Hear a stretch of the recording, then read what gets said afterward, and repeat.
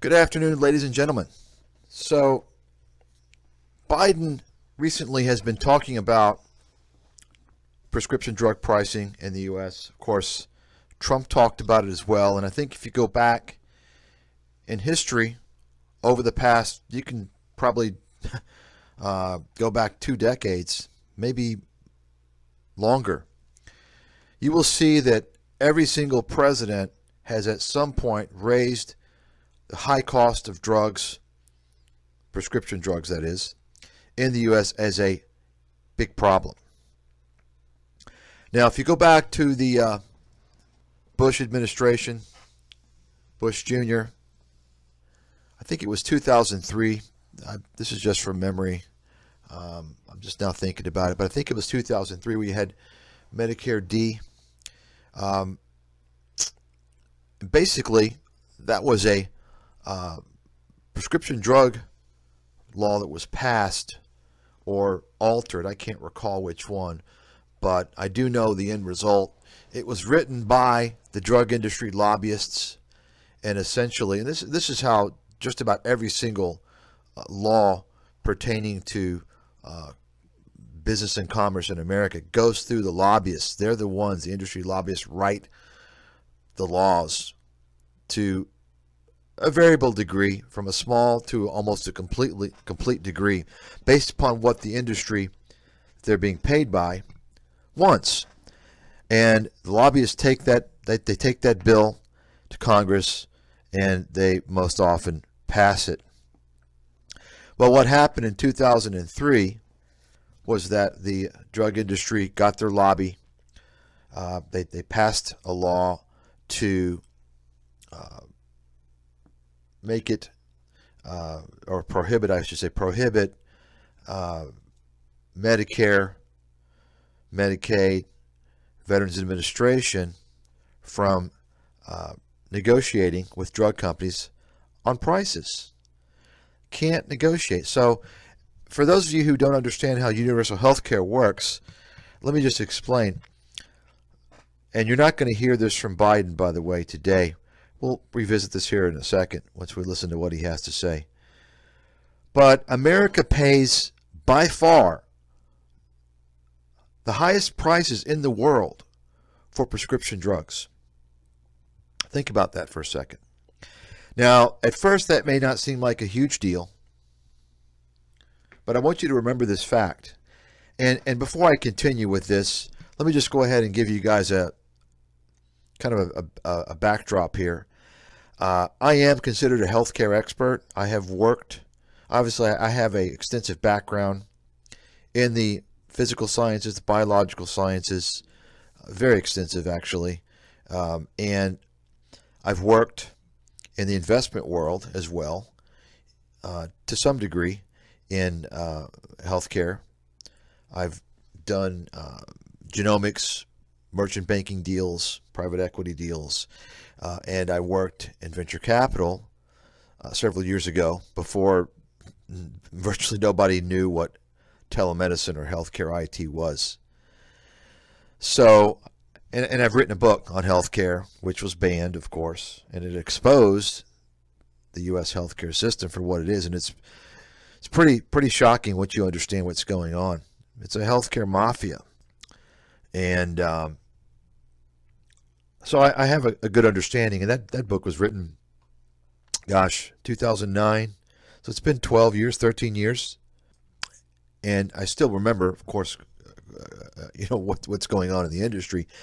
And so let me just go ahead and continue now. So imagine the fact that we pay the highest prices for prescription drugs in the world, Americans. Now, at first, that may not seem like a big deal, and of course, you're going to have people who are brainwashed by the media who are going to give you reasons for that. Oh, well, it's because of the tort, the liability, the tort law, this and that. And of course, that's the big argument that they use in general for medical services, physicians' costs, and associated expenses in hospitals, which is not true, by the way. The CBO, Congressional Budget Office, actually even did a report. They've probably I don't know if they've updated it, but I read a report many years ago, and it attributed a very tiny sliver of healthcare costs to legal liability. And you want legal liability. You want people to be held accountable for their actions. Otherwise, you're going to have people getting a lot more frequency, the wrong leg cut off and things of that nature, wrong operations and incompetence. So it serves a purpose without a doubt. You're going to hear all types of myths. In fact, I addressed all these myths when I wrote the book, because just about everybody's got what they think is the reason for the high and rapidly increasing costs of healthcare in America, because they have either their own personal experience or they've heard things. And the reality is that the full system's broken. Okay? The complete system's broken. You can't fix it piece by piece. You need to completely dismantle U.S. healthcare system. You can't just kind of ease your way into universal healthcare. It's not going to happen. You got to completely transform it. And of course, that's not ever going to happen, because the healthcare lobbyists, very, very powerful in Washington. Even the AMA, American Medical Association, is kind of a mafia. And I'm not going to get into that. But they make sure and keep the wages for physicians high by not adding medical schools, medical seats. And when they have a shortage, they'll import physicians from India and Philippines and other countries.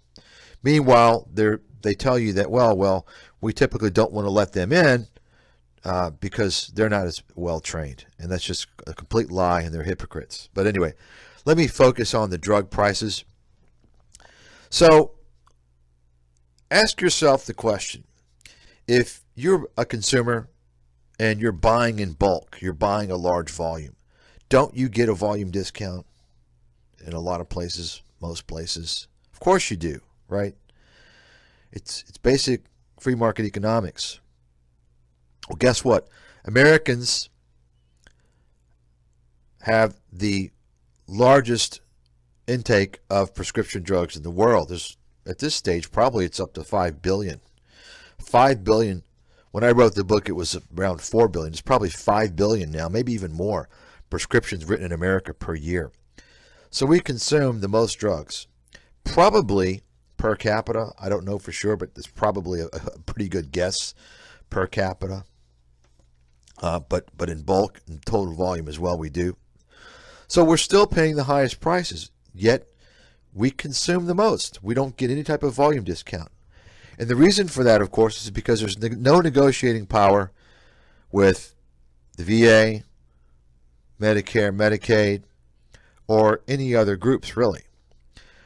Understand that all other countries in the world which have universal health care, what happens is that the governments, the officials of those countries, they negotiate with the drug makers, with Pfizer, with Merck, with Bristol Myers, Amgen, Biogen, Regeneron, so on and so forth. And they basically say, listen, here's what we're going to pay for these drugs.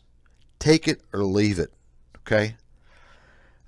I'm sure that's not how the negotiation goes, but that's pretty much the situation. The upper hand is with the countries, and of course it's going to depend upon the type of drug and the extent of any types of alternative drugs, right? But understand, even if there's not an alternative, chances are the country can say, well, okay, you have these other drugs. Well, we're going to buy alternatives from other companies, okay? Bottom line is that it's universal health care around the world that enables countries to get a much lower price for prescription drugs. And it's the opposite in America. Even though we not only have the most prescriptions, we write the most prescriptions, use the most drugs, but even more important than that, where do you think most of the drugs come from? Now, I'm not talking about manufacturing. Just like everything else, the drug manufacturing to a large extent has been outsourced, and that's another problem. Of course, great opportunity for Biden to address. Trump could have addressed it as well, as the large number of pharmaceuticals that are produced in China. I mean, You really want your drugs from a country like China, has very, very low standards, right, of quality control, so on and so forth. A lot of fraud, corruption. No, I don't want them from China. But anyway, I'm talking about the innovation, okay, the commercialization of these drugs. The vast majority of drugs, of prescription drugs on the market, come from America. They come from American minds, American people, American innovation, ingenuity. Okay? Now, Europe develops drugs as well, but the majority comes from America. So, don't you think that we would get a discount for that in addition to our high volume? Right? But we don't. And the most disgusting thing is that when you think about most of the drugs in the world, which are, of course, they come from America, where do those drugs come from? Do they come from the laboratory of Eli Lilly, of Bristol Myers, right, of Merck? No, they don't. Most of the drugs, in reality, are purchased.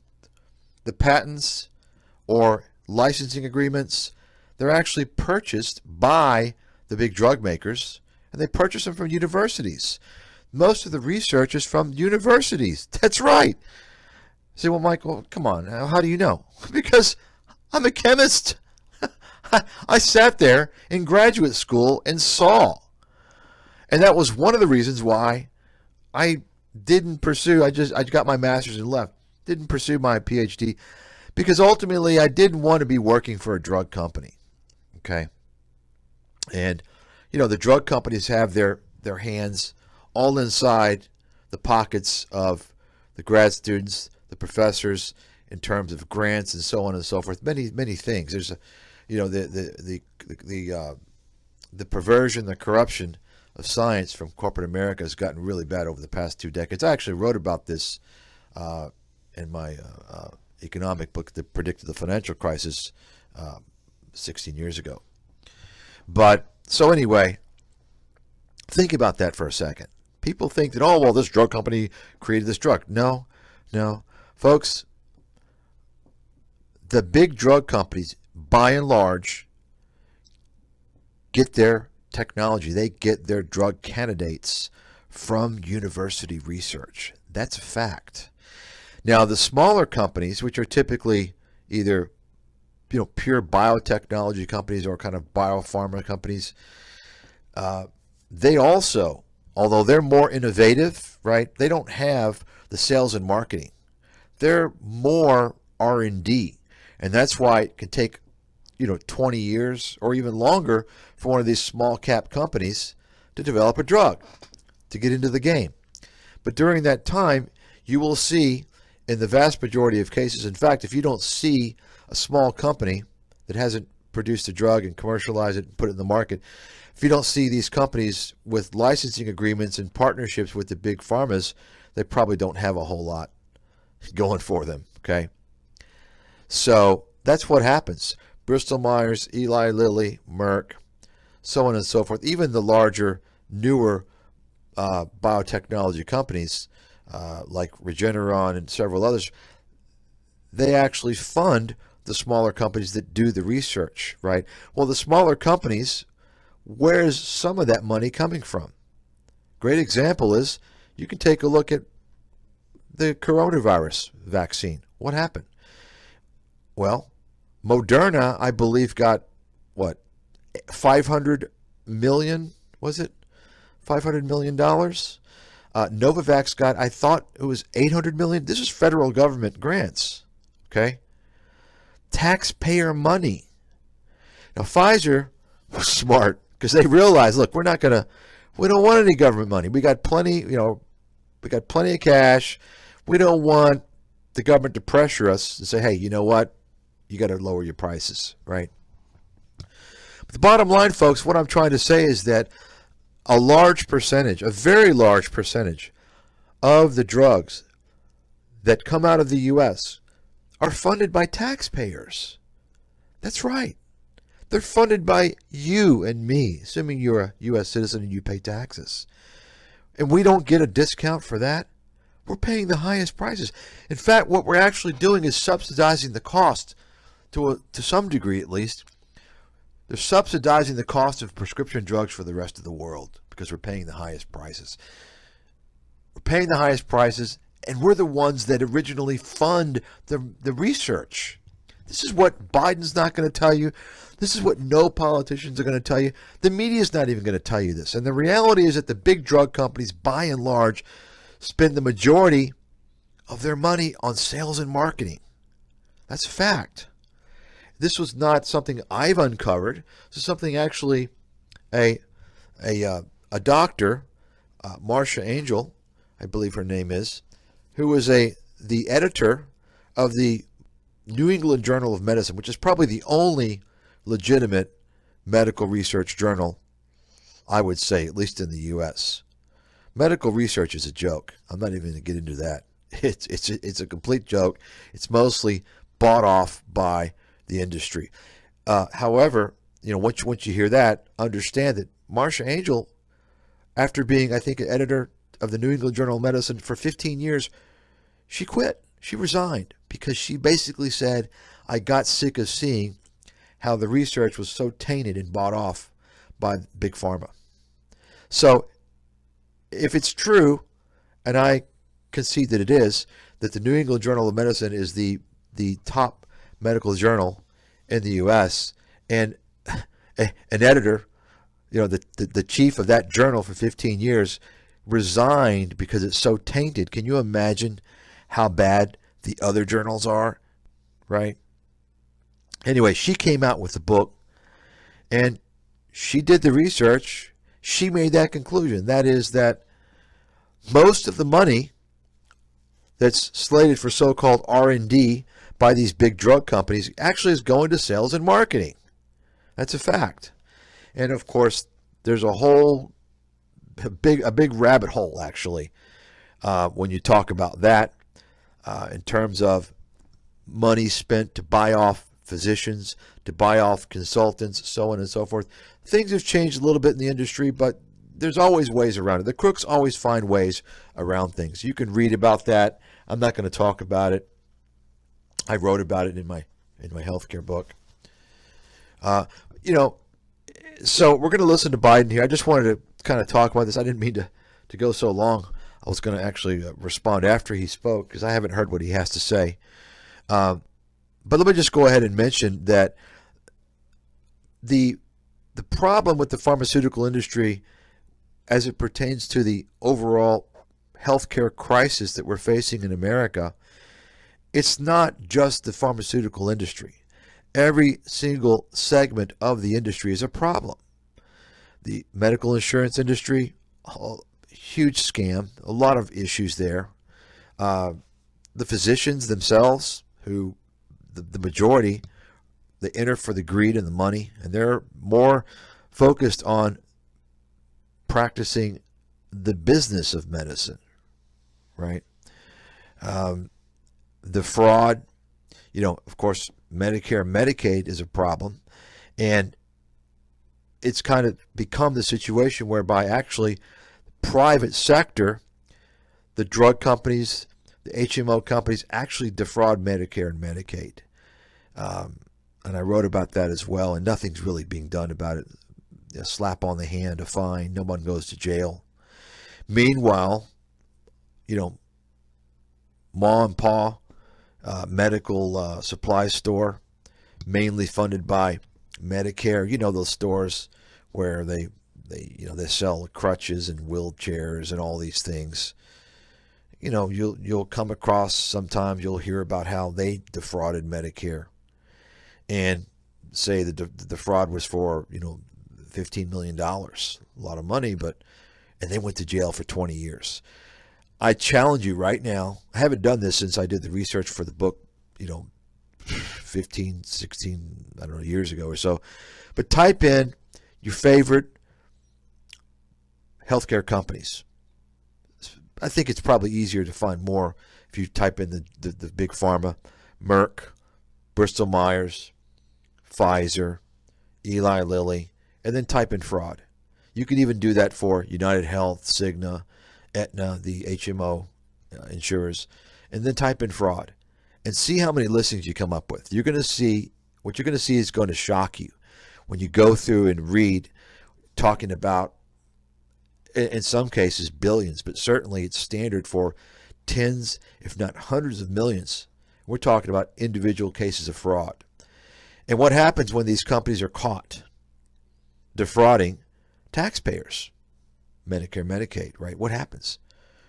They get fined. Does the CEO go to jail? No. Doesn't even lose his job. You know why, folks? Because this is business as usual in America. Okay? Meanwhile, once again, Ma and Pa, who own the medical supply store, defrauds Medicare of, $15 million. They go to jail for 20 years. So there's a lot of problems in the healthcare system in America. And the more you understand about healthcare outside of America, the more you're going to begin to open your eyes and realize we have a broken system that can't be fixed. It has to be dismantled and rebuilt from scratch. One last thing I'll say before we listen to this from Biden is that, of course, the media, you got to understand, folks, the media is part of the problem. They're bought and paid for by these corporations because the corporations spend billions and billions of dollars. Imagine how much money just, Pfizer alone is spending on ads every year, right? So they're owned by, the media is owned by these companies because the media makes their money from where? Advertisements. So the media is not going to give you the truth. So when you see these debates on TV where they have kind of a right and left, right? They got one guy supposedly for universal health care, another guy for status quo. You're not getting both sides. You're not getting it. You're getting a gatekeeper talking about universal care. You're not getting a real expert. Believe me. Who's setting up these interviews? It's the media, folks, in the healthcare industry, as well as in some cases the government, which is in on this as well. You say, well, why, Mike, why would the government be in on this? Well, because, folks, who do you think the campaign donors are, right? Think about it. This is how it works. Same thing with the financial industry. Look at the financial crisis, right? People have short memories. Think back to the financial crisis. Some of you were still in probably in high school. Don't remember, don't know what went on. But if you can imagine, there was not a single investigation of anyone on Wall Street for causing the fraud that destroyed the global economy and wiped out millions, hundreds of millions of jobs around the globe. Just if you look at Americans alone, how many Americans lost their homes, lost their jobs, their retirement plans were destroyed, and no one was even investigated. Meanwhile, I don't know, a couple of years before, BP, British Petroleum, had an oil spill. Remember that? Off the Gulf, I think it was the Gulf of Mexico or something. Gulf of Mexico, I guess it was officially. And immediately Obama initiated an investigation, a criminal investigation for something that's a risk. That's the main risk of that industry, right? Dividends were halted, right? There was accountability. Obama wanted accountability. But when it came to the financial crisis, the most devastating catastrophe that we've ever experienced, or experienced since at least the 1920s. Some could argue it's to some degree worse, and I could go into that for a long time. I'm not going to, as to why I believe it was actually worse. I mean, we're still suffering the consequences with all these years of near zero interest rates, right? That's the hidden banking bailout. But the point is that Obama didn't hold anyone accountable.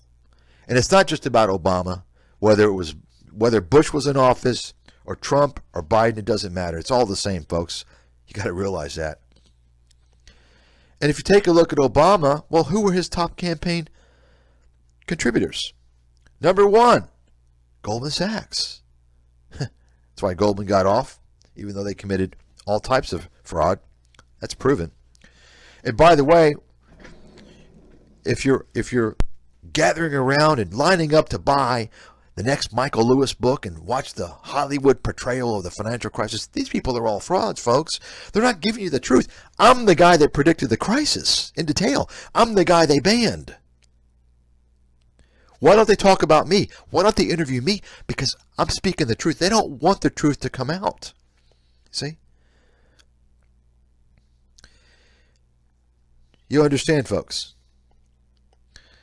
So, Obama didn't investigate the banks, didn't investigate anybody, and the media came out and tried to, oh, it wasn't fraud, they were just greedy. Oh, even one article I read, CNBC, they were talking about how a lot of these guys on Wall Street are cocaine addicts. They were drug addicts. They don't know. No one said fraud. You know why, folks? Because if it's fraud, you can go after them legally. It's criminal, right? Criminal fraud in their case. The civil fraud, criminal fraud. What happened with Wall Street involved was criminal fraud. And of course, you got all these shills, these Wall Street shills like Peter Schiff, telling you it's the government. The government caused the financial crisis. No, PD boy. You're just protecting your own tribe. They didn't cause a financial crisis. The government did not cause the financial crisis. The banks did. They're the criminals that set up all these scams. Remember, Peter, I'm the guy that predicted it. I'm the guy who wrote books that allow people to profit from it, specifically. Okay, shorting the subprimes and Fannie and Freddie and many other stocks. I'm the guy that warned everyone in a book, the Dow collapsing to 6,500, which is exactly where it collapsed to. So, you know, people that listen to Peter Schiff and all these other guys in the media, folks, you're listening to the media, forget it. Okay, and you're listening to YouTube. Oh, you're in a trillion times worse shape than the media. The media is already bad enough. So, take a look at Obama's financial supporters for the campaign. Goldman Sachs. Who else was it? I think I can't recall. But the top supporters were Wall Street firms, including law firms that deal in securities law, as well as similar types of firms, large corporations as well. So of course, Obama's not going to go after the bankers, right? So this is how it works. This is how it works, folks. So let's go ahead now. I apologize for all of these side discussions. I didn't mean to, but that's often what happens when I talk about something. There's a lot of things that are related.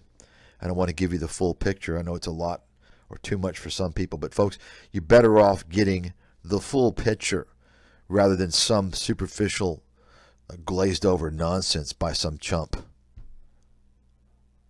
Today, I'd like to talk about how we're going to help millions of Americans protect and preserve their health and live with the dignity of knowing that they can care for themselves and their loved ones, all by making the cost of prescription drugs much more reasonable.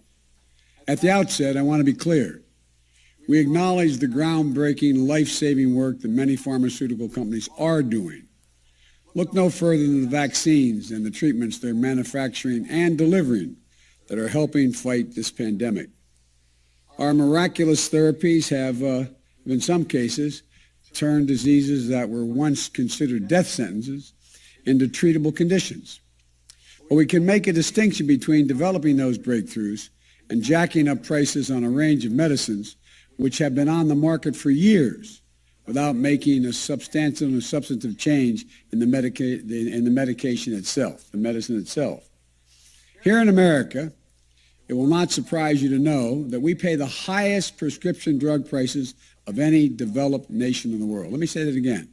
We pay the highest prescription drug prices of any developed nation in the world. That may surprise you.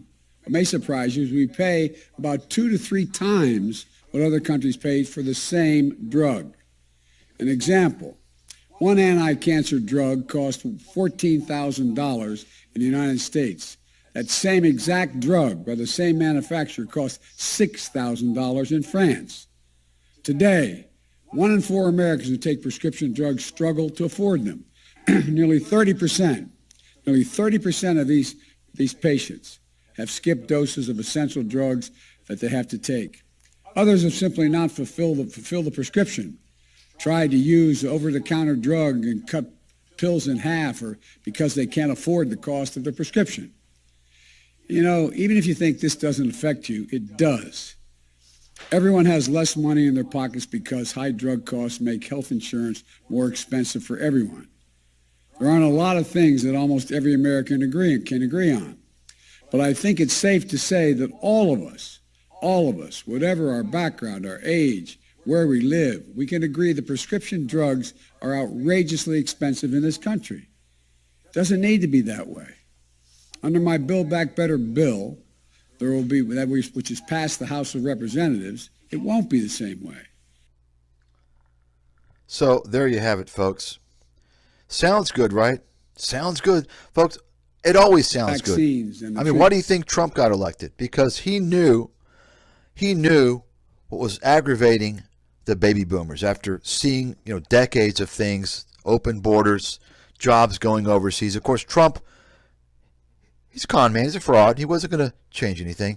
Maybe the border situation, because it's more clear cut. You can see if we've got a wall or not. But in terms of bringing the jobs back from China, he was never going to do that. Because corporate America sent those jobs over there. Corporate America wrote the trade deals. It wasn't because our leaders were dumb. Washington got the deals they wanted because corporate America wrote those deals and they passed them. Washington passed them for corporate America. And I went over that a long time ago. So I'll give Biden credit. He did acknowledge that we do pay the highest prices for prescription drugs in the world. But of course, as I mentioned earlier, he's not going to tell you that we buy the most drugs of any other country. We don't get a volume discount. And also, the innovation comes from taxpayers to a large extent. We should get a huge discount. He's not going to mention that, okay? He's not going to mention the fine details. I mean, Biden's probably too thick to even know that. But, I mean, of course, he has advisors that are telling him what to say. So they could have told him. So, obviously, this is a kind of an executive order. It's a call for an executive order, is it not? It's a huge problem. But, the solution, where is it going to come from? Ultimately, folks, it's going to come from your pocket, okay? The prices are going to be subsidized by taxpayers. More money is going to go to help pay that cost. And so the problem's not being fixed. The problem is that the drug companies are charging extortionist prices. Their prices need to come down. What needs to happen is, as a first step, the president and Congress need to pass a bill allowing, or actually demanding, that the Veterans Administration, Medicare, and Medicaid are able to negotiate as one for drug prices. Okay? That's the first step. Second step, of course, would be to specifically have a serious discussion with the big pharma and say, listen, if you guys don't lower your prices, okay, we're not going to pay tax dollars. If you don't lower your damn prices for Americans, this is going to force us to have universal health care, and you guys don't want that. Because if we have universal health care, and I'm talking about real universal health care, that means single payer. There's one payer, the government. If universal health care, then there's going to be major negotiation, and the U.S. is going to be paying much closer to what other countries are paying for prescription drugs. The one other thing I want to point out is that Biden talks about how, I don't want to underemphasize, how the great innovation, this and that. The thing I wrote about in my healthcare book, I guess it came out 12, 13 years ago, is that the pharmaceutical industry for the past, for the most part, I think it accelerated. I think really I think Viagra really accelerated this trend. You could also say, hey, really it was the statins that began. Yeah, there's an argument for that, but I think once Viagra hit the scene, it changed everything, and that is the big drug companies now are more focused on lifestyle enhancement drugs. That's a term that I use, that I wrote about. The enhancement of your lifestyle, right? If you can think about Propecia for baldness, erectile dysfunction. And what these companies do, what few Americans understand is that, or Americans or anyone else understands that what happens is that the pharmaceutical industry works closely with the medical industry, so they'll actually get something classified and passed as a disorder or a dysfunction. There was no such thing as erectile dysfunction before. You see? But once you have that officially acknowledged as some type of disorder in the healthcare community, then of course, what's the benefit? Well, then it becomes a diagnosis, you see? And then it's covered under insurance, right? You understand how the scam works. So the industry has been focusing more and more on lifestyle enhancement drugs. Their example is Botox with Allergan, right? Huge demand for that. I mean, that's for cosmetic things, right? So there's also drugs that more and more address symptoms, right?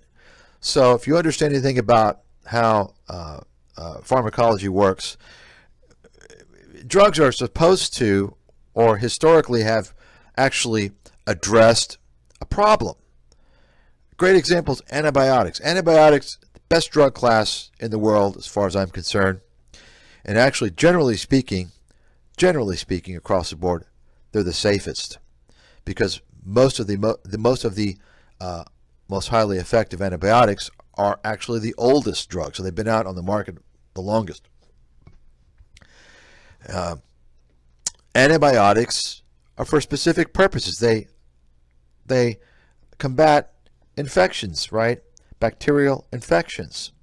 Many other drugs you've got that actually target disease, right?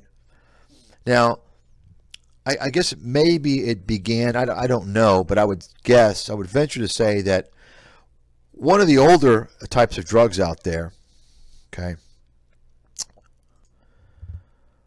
are the blood pressure medications. There's numerous mechanisms of action, modes of action for lowering blood pressure. Beta blockers, that's a big one. But the blood pressure lowering drugs have been out for decades. That may have been the first major drug that addressed symptoms, okay, in terms of disease.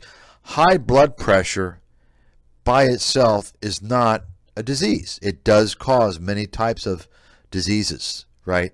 It's a high risk factor for cardiovascular disease, for instance, okay? So obviously that's, it's justified to keep your blood pressure low. But of course, there's other caveats with that, and that is to say, first of all, diet and exercise. That's the primary factor. It's not stressed in America, of course, because the healthcare system has gone more towards, pushing a pill, because it takes less time. You see a doctor for 10 minutes, he writes you a script, you're done, right? But anyway, so, I think after that, we got into the statins. Once the statins came out, and of course the statins, that's a drug class that addresses high cholesterol. So the statins lower your cholesterol, your blood cholesterol level, with the thought of being lowering cholesterol decreases your risk of cardiovascular disease, right? I'm not going to get into the controversies behind statins and my own opinions about those that drug class, but my point is that once that became a huge, that was a grand slam, and it's still a grand slam in terms of the big money in the industry. You can look it up and see for yourself. It's a huge player. They started to address in the industry, creating drugs more and more to address symptoms instead of disease. And, the further away you get from major symptoms, there's a question as to whether or not that's actually reducing your risk of the disease? And if it is, what's the risk of the long-term impact of that drug causing some other disease, right? So there's obviously many problems. That the industry is focused a lot more now on drugs that aren't as effective as they used to be. Lifestyle enhancement drugs, drugs that address symptoms of disease or precursors to disease. And the final thing I want to say is, of course, the growth of the psychiatric drugs, which is largely a scam. I mean, you can imagine, the diagnosis of depression and this and that. That's just that whole industry. The psychiatric drugs is the biggest scam in the whole pharmaceutical industry. But anyway, apologize for going off so long and going over so many things. But I think it's important to get a bigger picture of what's going on and understand that things aren't going to change, folks. You may get a cut in the price that you're paying for prescription drugs, but it's a shell game. It's smoke and mirrors. It's going to come from tax dollars. That doesn't address the problem. And it's not going to address the problem because the pharmaceutical industry, just like the entire healthcare industry, is too wealthy and powerful. These corporations control all of our politicians. This is the problem. This is one reason why, a large reason why America has gone downhill. It's about profits over people, and it's been that way for quite some time, and it's getting worse by the day.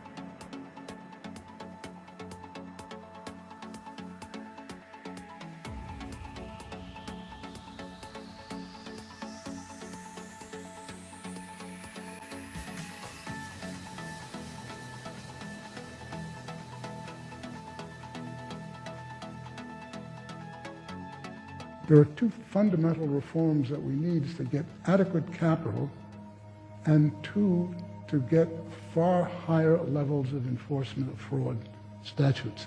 Existing ones, I'm not even talking about new things were being done which were certainly illegal and clearly criminal in certain cases, which, fraud is a fact.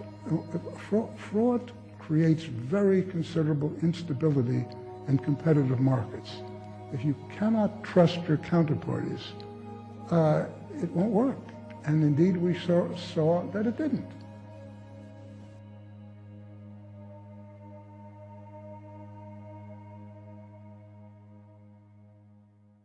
So things went very well, and then the economy collapses. And so all of a sudden people are saying, well, it was Alan Greenspan's fault because he should have anticipated this. Did you think that was fair? Nobody forecast the 2008 crisis. One of the things I put in the second book I wrote was how the IMF missed it, the Federal Reserve missed it. You go down a whole series of the major forecasting. Well, everybody got it wrong, let's say. You can't have a crisis of that nature that is not a surprise. Nobody forecast the 2008 crisis. One of the things I put in the second book I wrote was how the IMF missed it, the Federal Reserve missed it. You go down a whole series of the major forecasting. Well, everybody got it wrong, let's say. You can't have a crisis of that nature that is not a surprise. Nobody forecast the 2008 crisis. Nobody forecast the 2008 crisis. Nobody forecast the 2008 crisis.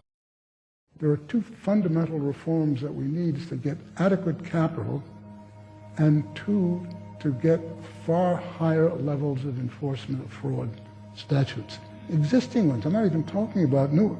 Things were being done which were certainly illegal and clearly criminal in certain cases, which, I mean, fraud is a fact. Fraud creates very considerable instability in competitive markets. If you cannot trust your counterparties, it won't work. And indeed, we saw that it didn't.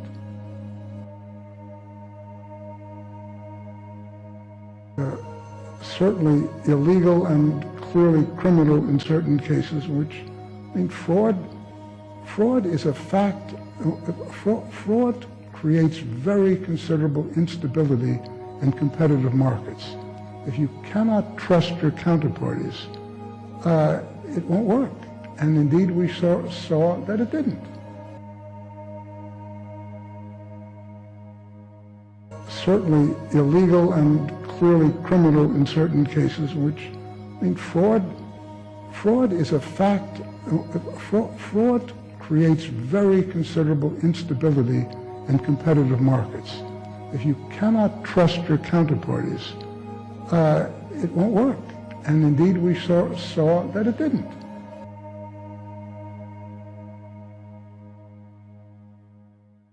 There are two fundamental reforms that we need to get adequate capital and two, to get far higher levels of enforcement of fraud statutes. Existing ones, I'm not even talking about new. Things were being done which were certainly illegal and clearly criminal in certain cases, which, I mean, fraud is a fact. Fraud creates very considerable instability in competitive markets. If you cannot trust your counterparties, it won't work. And indeed, we saw that it didn't.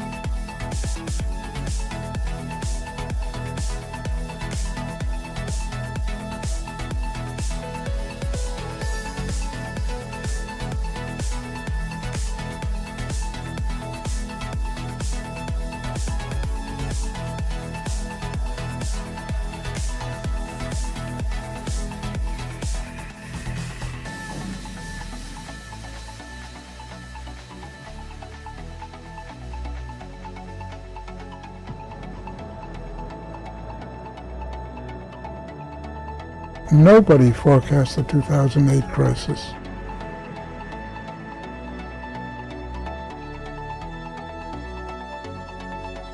Things were being done which were certainly illegal and clearly criminal in certain cases, which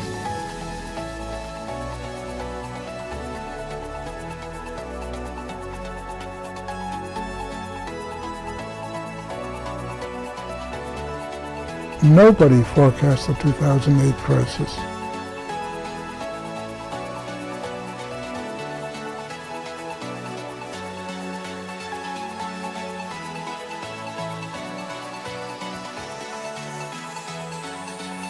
Nobody forecast the 2008 crisis. Nobody forecast the 2008 crisis.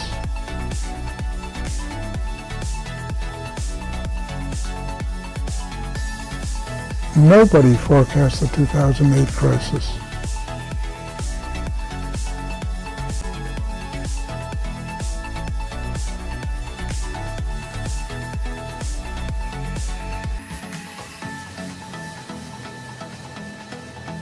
Nobody forecast the 2008 crisis.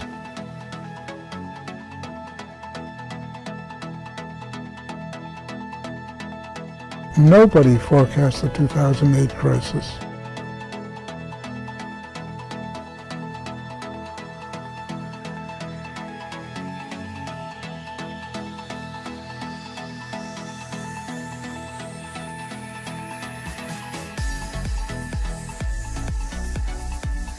Nobody forecast the 2008 crisis.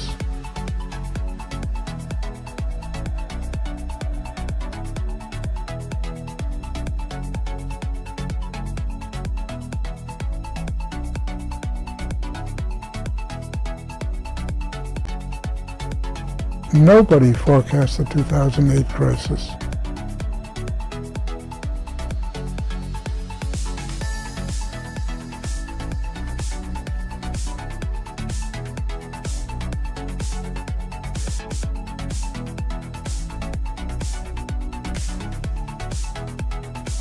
Nobody forecast the 2008 crisis.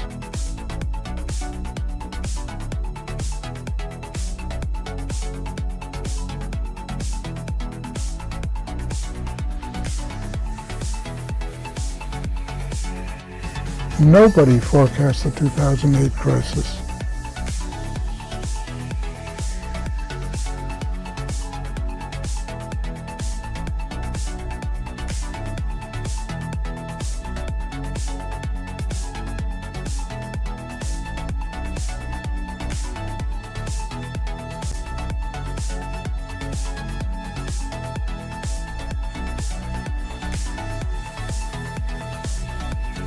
Nobody forecast the 2008 crisis.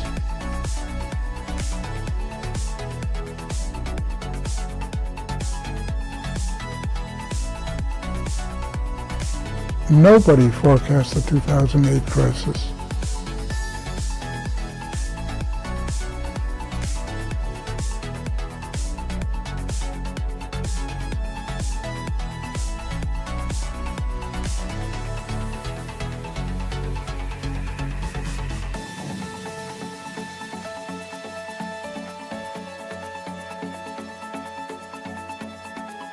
Nobody forecast the 2008 crisis.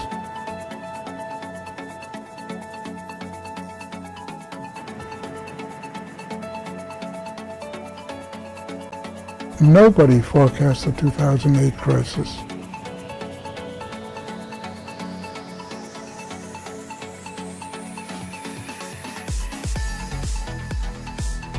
Nobody forecast the 2008 crisis. Nobody forecast the 2008 crisis. Nobody forecast the 2008 crisis. Nobody forecast the 2008 crisis. Nobody forecast the 2008 crisis.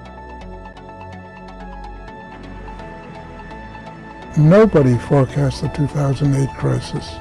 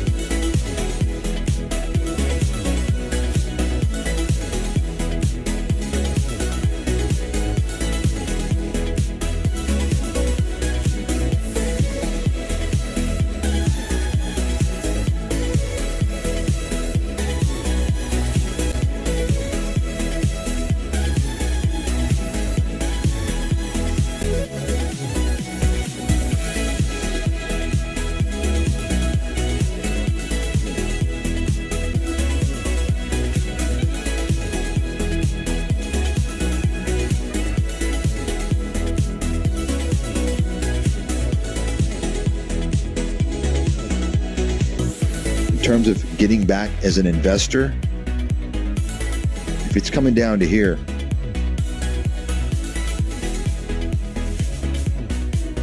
almost irrespective of what's going on, I have to believe, if I have to make a call in advance, and of course I can change depending on what happens, but I have to believe this is where you want to start doing that 18, 17, around there.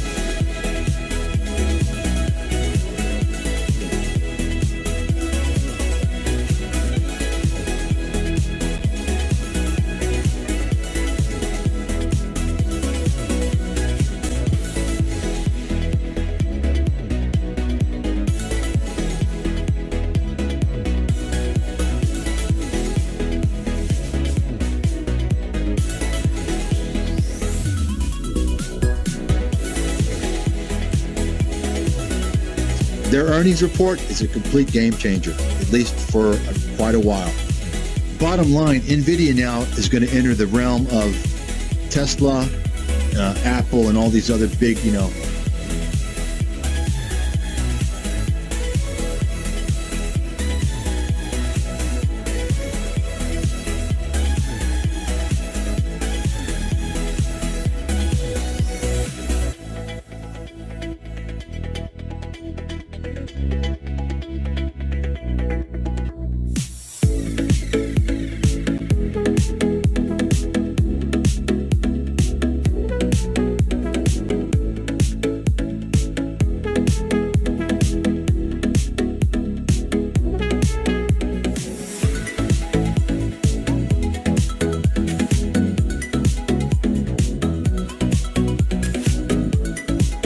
I mean, listen, NVIDIA can come down to 150, come down to $100.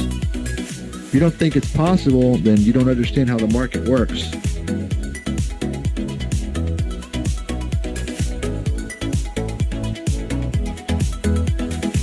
I mean, listen, NVIDIA can come down to 150, come down to $100. If you don't think it's possible, then you don't understand how the market works.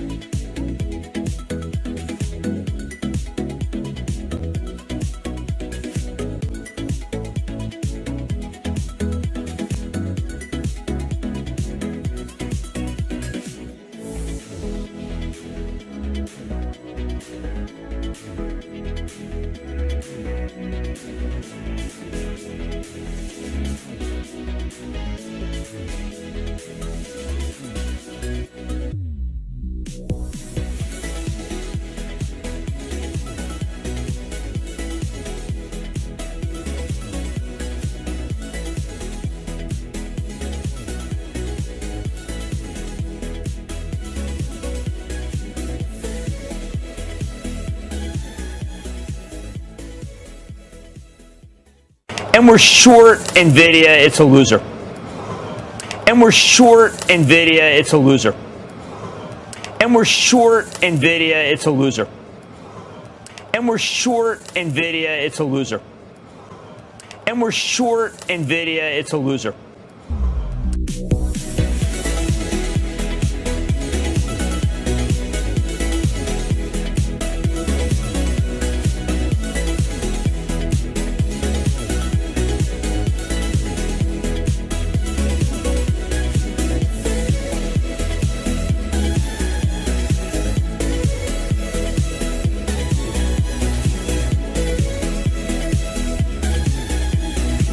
And we're short NVIDIA, it's a loser.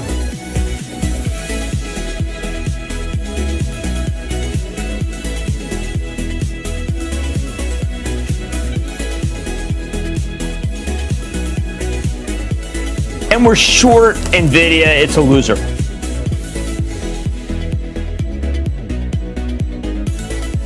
And we're short NVIDIA, it's a loser.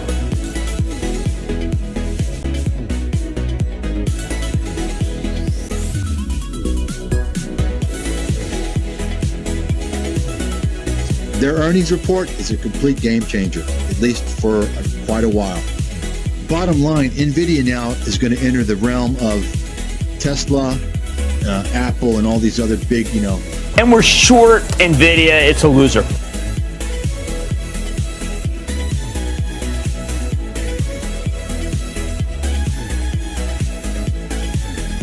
And we're short NVIDIA, it's a loser.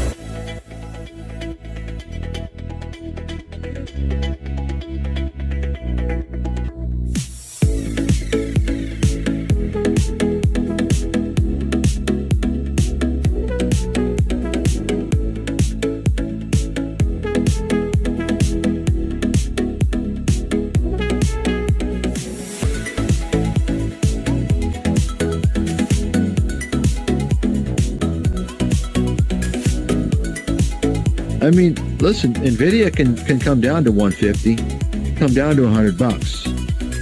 If you don't think it's possible, then you don't understand how the market works.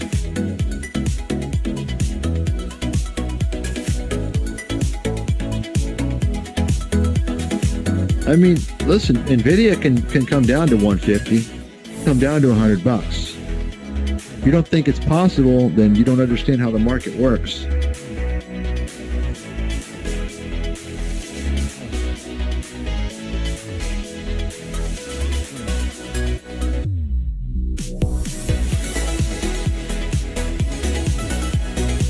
And we're short NVIDIA, it's a loser.